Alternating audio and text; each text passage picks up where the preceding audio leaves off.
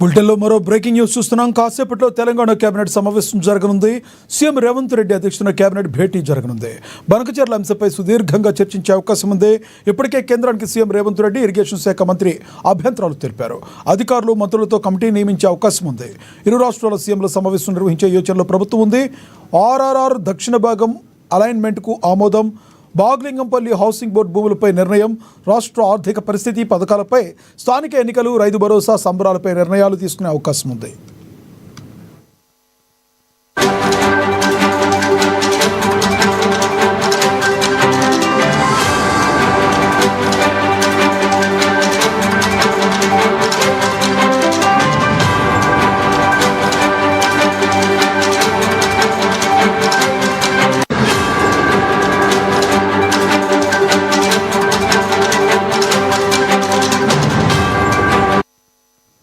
కాసేపట్లో తెలంగాణ కేబినెట్ సమావేశం జరగనుంది. సీఎం రేవంత్ రెడ్డి అధ్యక్షతన కేబినెట్ భేటీ జరగనుంది.